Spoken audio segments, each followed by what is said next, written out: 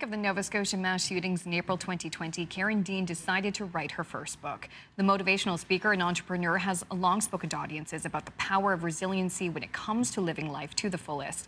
We Are Unbreakable, raw, real stories of resilience features the stories of 22 very different women from Nova Scotia. 22 stories for the 22 lives lost during the tragedy, including Karen's friend Gina Goulet and other connections she had to the victims. Author Karen Dean now joins us this morning. Good morning. Thank you so much. It's difficult to ask about what can go into writing a book like this. So where did you start, and how did you know what direction you wanted to take it in? It's funny in a way. Not many of us listen to the voices in our heads, and I know I've been guilty of not doing that a lot of times. But I literally woke up one morning and heard Gina's voice in my head saying, you need to share the stories of the women going through this incredible year. Wow. And that was October 15th, and I published the book on November 24th. I just jumped on it. I messaged these women. I'm fortunate to have an incredible network of women. I know most of the women who shared their stories. And I sent them texts or emails or called them and said, could you write me your story of 2020, and can I have it next week? Okay. And I got the most incredible stories. So it was the resilience of 2020 with these women. So the tragedy, we have COVID-19 as well, we have lockdown. So tell us about the women you talked to and their stories.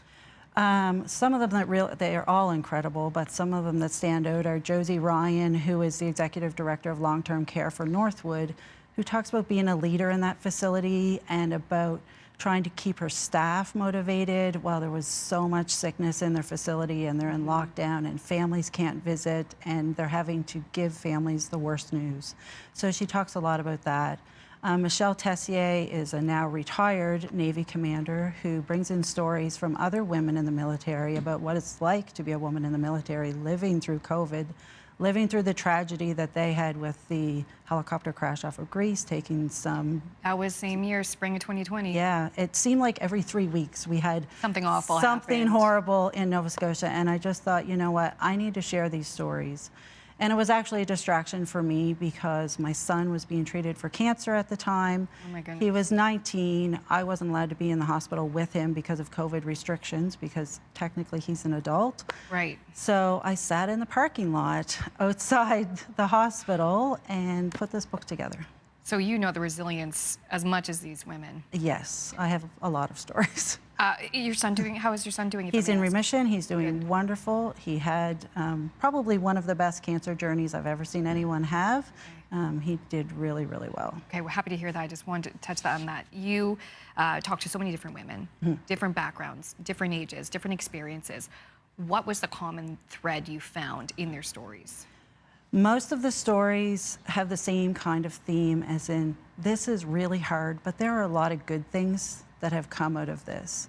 One of the contributors is a elementary school principal, and her son was in grade 12 at the time, and she said, this gave me an opportunity to spend so much time with my son that I never would have got to spend if we were still in school, because he's not allowed to leave the house. You're stuck with mom. So he has to stay with me, and you know, she had so much quality time with him. So she actually thanked COVID for that opportunity to be with her son. Wow. We only have about a minute left. I want to talk about the bursary. Yes. Tell us how it happened. Tell us how it works. For me, helping is healing. So that's why I did the book, and I committed to starting a bursary for young women from rural Nova Scotia to help them pursue further education. I grew up in rural Nova Scotia, still live in rural Nova Scotia, and I wanted to help in some way. So this is my little tiny way of helping, and preference is going to be given to young women from the areas most affected by the mass shooting, just in memory of Gina, because she was such an incredible force on this earth, and we miss her so much. So Musquodoboit Valley, East Hants, Colchester County are my focus. I accept applications from anywhere, and I'm looking forward to reading the stories of the resilient young women who are, trying to make better lives for themselves. What a touching review, and what a way to pay it forward and just share some incredible stories. Where can people find the book? The book is on Amazon, is one of the easiest ways to get it. It's also on Chapters Online. It's in several small independent bookstores. So if you don't see it in the store, feel free to ask and they can order it in. Okay, best of luck with the bursary. Congratulations on the book. Thank you for coming in. Karen Dean, author of We Are Unbreakable. Please stay with us. CTV Morning Live will be right back in just a few